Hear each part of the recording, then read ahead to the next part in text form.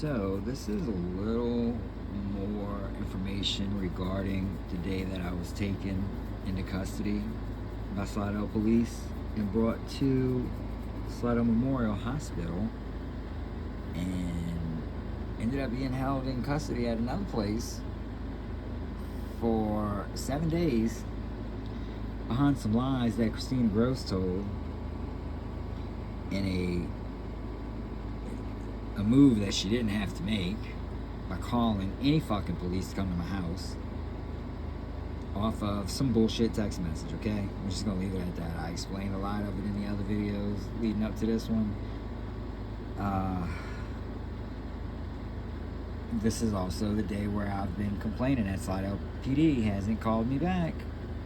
Now, I did speak to someone in Internal Affairs Friday.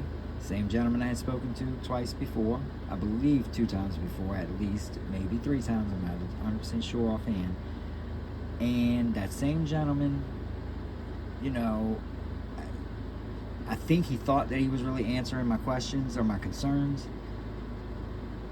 But I've never gotten the answer as to who contacted Officer Oliver while he was at the hospital or shortly after he left from dropping me off. I don't think he got far if he had left already, but he wasn't in my physical view at that moment when allegedly, according to him, according to Officer Oliver, he was contacted, I've always assumed, by Christina Gross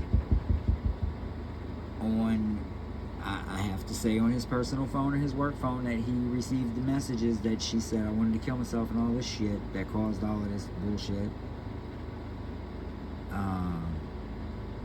Because dispatch at Slidell PD, they have no record of a second call coming in. They have the one record of her calling, Christina calling, all this bullshit. But after that, there's not another call that came in from her. But somehow, someone got in touch directly with Officer Oliver and told that gentleman that my son had stole my truck out of my driveway while I was at the hospital locked up. None of that was true. None of it was true at all. And the reason that they were doing that, whoever it was, because the lady Pam, that Dave came and got my truck out of my driveway, emptied out my personal belongings out of my truck, drove it off without my permission. I don't give a fuck if he had my mom's permission or not. Or rather, let me rephrase that, because he confused my mom. He took advantage of the fact of her vulnerability in that situation. I don't fully understand why. I don't know why Dave would have ever played into such a degrading, bordering on criminal activity, and come to my house and empty my fucking personal belongings out of it, and then get in it and drive off while someone, and I'm assuming it was Christina Gross, in my conversation yesterday with the Internal Affairs, pretty much, yeah, it was Christina Gross. Now, what we don't know is, what I haven't had the answer of yet is, if it was her, how did she get in touch with the officer? So she must have called him back on his phone. So that would mean that Christina Gross tried to paint a picture and she made a false police report. If she called an officer, anyone that's with Slidell PD, I don't give a fuck who it is, she personally reached out to this gentleman that is an officer while he was on duty, while he was at the hospital dealing with a situation with me already. She contacted him, presented false information to this officer that my son had stolen my truck out my driveway while I was at the hospital, which therefore would have created a third charge of motor vehicle or some bullshit like that. Yeah, would have had my son locked up for a long fucking time. Well, I'm gonna get into all that, but I want to address this first, because there is another situation right now currently at fucking hand that we're dealing with, and my son wouldn't be, how do I say this without telling too much?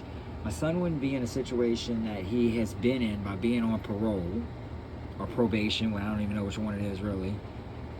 And all of that shit had Judge Haggerty at Slidell City Court back in 2020 upheld his oath, his commitments, his responsibilities, and had done the right thing and not incarcerated my son behind a bunch of bullshit from punching a kid in the nose that the kid entered private property and started talking shit and harassing my son. But my son defended himself, and my son ended up in juvenile for 9 months. I'm sure everyone remembers me talking about that. That led me into researching into the director, the assistant director, and several other people at the Rutherford House, and some of the local juvenile judges there in Cato Parish, or Cato Parish, however you pronounce it, in Shreveport, Louisiana. Because there was 2 or 3 juvenile judges. I have the paperwork, and it's online.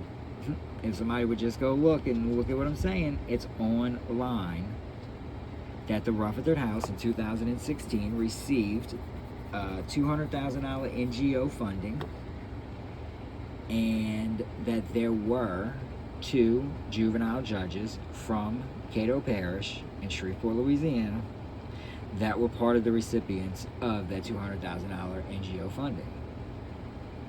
So that's where our troubles began. Now, well, that's close to where they began.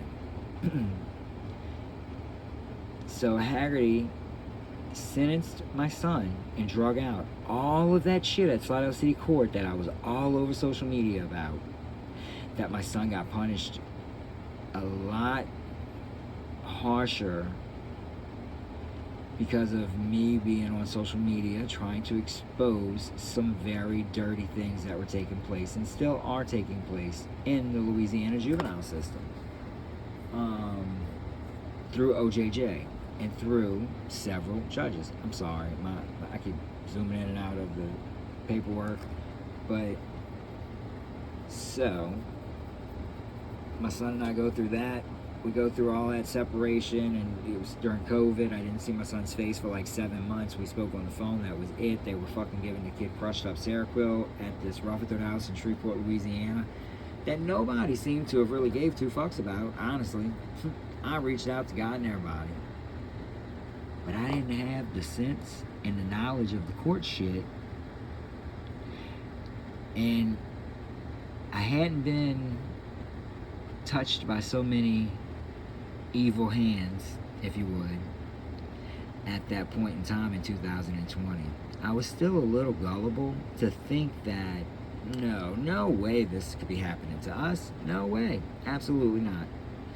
Well, guess what? It sure the shit was happening to us. And the same judge that was involved in very dirty, corrupt shit and illegal shit, RICO style shit, Judge Haggerty, he was involved in with my property years before I bought it. And then after I bought it, he pops up years later reinscribing liens from when he was, I guess, just beginning to be the city attorney, or from before, because the lien of mine that he reinscribed was from like 2003 or 4, I think. And I bought my house in 2009. So anyway, let me not get sidetracked, y'all. It's been a lot of shit. I'm going to explain a lot of it, but I need everyone to understand that what you're fixing to see in these documents and how they fucked me over and really just did it in plain sight and didn't give 2 shits about the AKA names they were using, or if these people really are real people, then I would simply say that these nurses and these doctors that are involved in my situation from December 19th, 2023 at Slidell Memorial Hospital, I would have to say that if these people that are listed in my paperwork, if they are real, then damn it, they're either victims of everything that I've been all over social media talking about and getting in touch with a lot of government agencies and some bigger people than people here in our community that ain't done shit really to help us. And I said ain't. But you know, man, I don't even know where to begin right this second. Like, I've been punished. My son's been punished twice, once in juvenile, once as an adult. Now we're dealing with another situation that involves judges who are, that I have the proof, that are asshole deep in one type of land fraud or another when it comes to just the little area of Slidell that I live in and my son's mother lives in. I spoke about all that recently. Well, I spoke about a good little bit of it. Judge Richard Swartz. He's who's typed on the bottom of my dad's successions that Joseph Harvin or his wife or his secretary, whomever, typed up, and they scratched out Judge Swartz's name below the line where he was to sign it or initial it. They scratched out his name. They didn't write another name in to say who it was, but I'll be damned, it was Judge Childress that put his initials over Swartz's name. And on top of all that, the document says right below where Childress initialed it and scratched Swartz's name out, it said that it was in Jefferson Parish, at a old district, a different district. So, yeah, that's the crazy shit that we've been dealing with. So now I've had my son, who's already been incarcerated twice by judges who have very deep involvement on my property. Two different judges, but they are fucking involved on my property so deep it ain't even funny. And also on some property with Ryan's mom, where she lives at. So there's a lot of shit that's fixing to get exposed. And I can only hope and pray to God that, I don't know how this particular situation works, but I am speaking to someone to find out. We're going to a higher office than our district attorney's office at this point. Multiple different offices, and even through the disciplinary board and stuff, the bar association. Anyone who has authoritative figure, if you would, or authoritative power over the regulations and the requirements for judges, the oath that they take, and all of that shit, and the same with attorneys.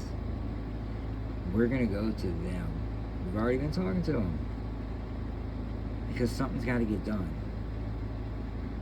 So now it's looking like, after getting all my medical records in that, like I showed in the other video the other night, there's Adele Bruce,